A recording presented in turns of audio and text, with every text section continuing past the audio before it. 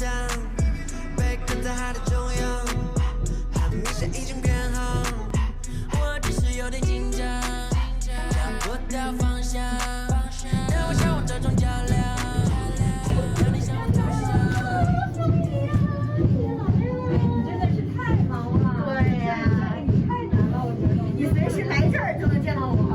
因为我们老师要走。没关系，没关系。你怎么样？跟他聊了没有？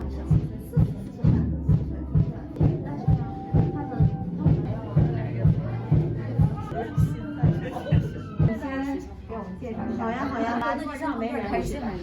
这个学校呢，我们是从15年10月就开始开了嘛，然后现在差不多6年了。哇！然后这面墙就是一面明星墙吧，就是所谓的明星墙吧。然后就是也都是我之前的一些经历这样的，然后就是跟一些明这个 break，OK，Have some water。Oh my water bottle is forgot。哦，那你这儿大多数都是小一点的学生是吗？都是大的吗？对，10岁左右的是最多的。然后呢，也有一些青少年。对，各个年龄段的。对，我们其实甚至以前还有教过大人，有教过大人的表演、舞蹈，包括乐器，我们也有。那这个墙上最大咖的可能就是这位吧？你能看出来谁吗？那个梁家辉。对，他是在洛杉矶当场有一个 studio 里面拍，他是阿修罗的一段戏，然后呢，我是类似去探班的。对。那然后还有比如说唐嫣，归去来，对。归去来，因为我当时看到你就是演那个刚开始的一个空姐。对。但我说实话，我就觉得这个演员其实不在于你有多少戏。哦，是吗？因为我一看到那场戏，我就觉得真的是他是一个专业的演员。那一场戏之外，我还给他们做选角导演。对，你主要其实就是做选角导演，对，然后就被导演拉上去说，哎，你不是想演吗？你过来演吧，就这样的。然后还有花花，就先不要胡说哈，还有陈立晨。我觉得你这就是所有我们国内来这边的活动什么的，关于艺术类的，你基本上全部都会接触到。对。那你这个选角，你做选角一般都是这边的学生作品吗？还是什么都有？像比如说《归去来》就不是嘛，《归去来》它就属于一个就是中美合拍片，对，很少有很大的制作需要很多的华人演员的。那我这儿的话就是首先我们有培训演员，那另外就是说我也做过很多演员。你其实就是一条龙服务，然后从培养，然后到输送都有了。这个黄子韬吧，这个就是当时他们这个戏需要一个会写的小朋友，所以介绍我们的小朋友去拍。那你就是从学校刚成立就基本上这些活动就没有停止过。我觉得我前一段时间就是有很多的这个演唱会，比如说霍尊的演唱会啊，包括霍尊也有来我们学校拍过照片。他的演唱会和黄龄的演唱会就是在我们这儿做那个就是叫 rehearsal 排练啊。那我们都会有一些乐手啊，就是帮他们去做这个现场乐队的。因为我先生是搞音乐的嘛，他是鼓手啊，所以就是等于是音乐那块儿是他比较擅长的，然后电影这块就我比较擅长，所以我们就把就是资源就是整合了一下。这个是我觉得学校的很重要。学生选择一个学校也好，或者选择一个课程也好，他都会首先考虑到就是老师嘛，因为其实老师的背景啊，包括老师的学历和经历就更重要了一点。对我们的特色就是我们所有的师资团队都非常年轻。娱乐呀、艺术啊这些都其实很多更新换代也是有的。老师的这个活力也是很重要的，太重要了，可以把这么多优秀的人吸引到你的身边来，因为你本身也很优秀。就是什么样的是真的，对，是这样的。凡尔赛，对，现在比较流行。对，因为我们就是给同学们提供表演的机会会很多。那就更适合现代的一些，比如说。K-pop 或者是流行音乐。现在的孩子们其实是不是会更喜欢一些就是欧美的东西？是在美国出生长大的孩子会更喜欢就是美国的流行文化。那就是他们接触我们中国的本土的东西已经很少了。对，他们的中文都不是说的很流利啊。那你这边教学主要是以英文为主的吗？也有中文？对，就是中英双语吧，就是看学生的要求。表演课我们全部都是讲英文的啊，但是等一下我们会有，就是最近我要做的一个新的项目，现在我还没有跟任何人公开过这个，就是真的是精挑细选出一些形象气质都很适合每一个人物的，然后呢，他们的中文相对来说都要比较好的这些孩子，但是他们的剧本都是要写上拼基因的。对，做教育也好，或者是做生意也好，其实就是人和人之间的一个相处嘛。我的微信为什么永远是感觉就很忙？因为我真的是每一个人都跟他们聊到说他们选到最合适的课程、最合适的老师，我才就是确实就等于展开了想象，被困在海的中央，很明显已经变好，我只是有点紧张，拿不掉方向。然后 Rachel 是吧？那还有另外2个女生在哪里呢？这些都是你来操控的。对，当然了，真的是太忙了这样。这个群实在是太多了，你知道我这个手机里置顶的就有200-300个。因为我要不跟你接触，我真的想象不到你有多忙。是啊，然后这个是请假了今天。对，所以我们今天就4个，我们今天4个。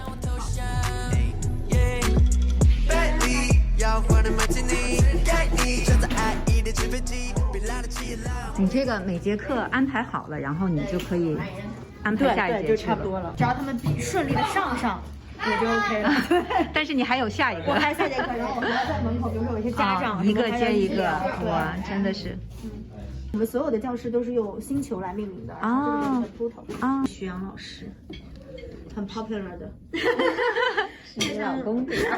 就是他是比较低调的那种，就是对，看出来了，不苟言笑，然后也不就是教课教得好，就很棒。一群皮大王，非常调皮，男孩子吗？今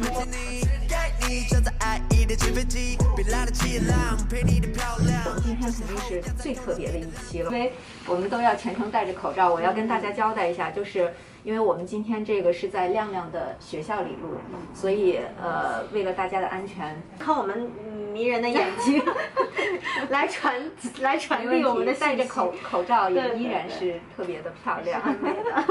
我觉得尤其是在美国，我们作为一个华人，其实我们是一个外来人，你创点业，我觉得真的挺不容易的。哎呀，其实我跟你说，我后来回想起来哈，我觉得是挺不容易的，但是我当下真没有觉得不容易。就开始的时候。对，没有觉得不容易，我就觉得我年轻，我啥也没有，我也不怕失败，我也不怕不成，这基本上就是一夜之间的一个决定。我觉得还是因为你年轻呀，可能是就真的是个冲劲儿，就初出牛犊不怕虎。其实有时候我觉得做事儿真的就是靠这个冲劲儿。你想的越多，你就是都干不，就束手束脚了。对。我刚来美国的第2天，我去语言学校，他是比我早来半年，然后我们2个就认识了。其实我们也没有很早结婚，我们是谈了很久的恋爱，然后就才结的婚。就之前确实积累了很多的小朋友的一些资源，但是其实不让他们来真正了解说表演是什么呢？表演这个专业，挺抽象的，你知道，你不像人家学一个什么乐器，我实实在在的我就弄那个东西。我今天会，明天我就会弹个曲子，后天我会唱个歌。对。那这个是潜移默化的去影响孩子的，他就是情商也会很高，因为我们一直在分析剧本，分析人物嘛。那我们演什么就是演人，眼神、动作、语态、心态这种都是很细的分析，跟心理学其实有点像的。现在的身份是学院的院长，然后选角导演，对，然后其实还是演员，对吧？你的最初的，是的。你最喜欢哪一个？如果说抛开其他的因素，对，当然是演员了。对，我觉得也是，因为我觉得，就是肯定是你还是有你自己真正的那个梦想的那个方向。没错，我刚做学校没多久，我就去演了那个咱们戏剧联盟的那个话剧嘛。对，这个也是话剧，其实也是我的梦想。对，就是所有学表演的人，没有人不喜欢演话剧。对，因为话剧是真正能让一个演员过瘾的一种东西，很享受在舞台上的一个过程。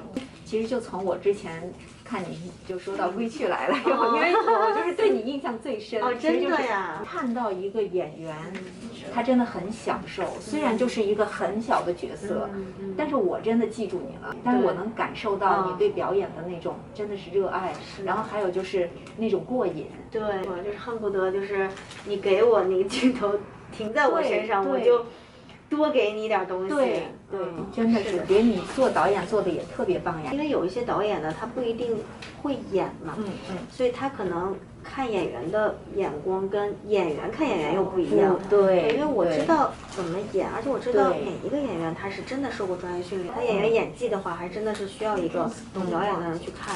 其实我也很享受做选角的过程。对，我就是当我看到我选出来的演员，在一个就是等于是一个剧本上面就跃然纸上的时候，我觉得哇，我很有成就感。尤其你看到他们有作品出来。对，我昨天跟你一说完，我们定好今天，你又说了一个你还要排今天的课。对，哎呀，我天，你知道我当时心里真的是有一点感动。哇塞，我说这么年轻的一女孩，而且我觉得你条件很好，你怎么就能做到这么拼呢？怎么说呢？就是，哎呀，就是说的有点官话了，但是是真，就是我发自内心的哈。每一个家庭都是只有，等于是每一个孩子都是他们的掌上明珠。那我把这么多掌上明珠都放在我这儿，我一定要对他们负责呀，对不对？所以就是这个话虽然听起来很官方，但是其实确实是很事实的一件事情。就是说，可能你前期刚创业的时候，你可能就是要做自己的一个事业，就是经济上呀各方面，就是我们肯定要有一个生活来源，就比如说这些。但是就是当你这些事情做到一定程度的时候，你绝对不仅仅是那一个目的了。人家就是把这份信任交给你了，你又没给人家做到的时候，我就会觉得说很对不起家长，然后对不起孩子，然后就觉得他们会很失望。每一次就是心与心的真正的去交流，就是我也会从中获得很多能量。对，你得有一个互动，你得有一个相互的一个就是互相激发出来的一些东西，吸收一些能量在我的身上。可是现在其实越做也越难了，就是没有一开始的那个。就是真的什么都不怕，天不怕地不怕的那种拼劲儿。但现在就是做的更多的是我怎么样能把我的质量。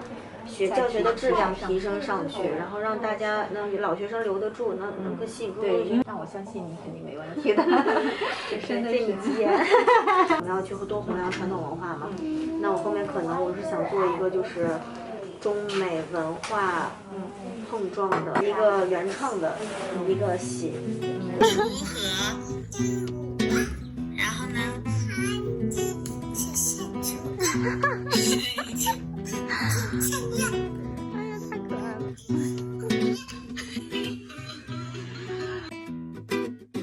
你让我的内心荡漾，展开了想象，被困在海的中央，很明显已经变。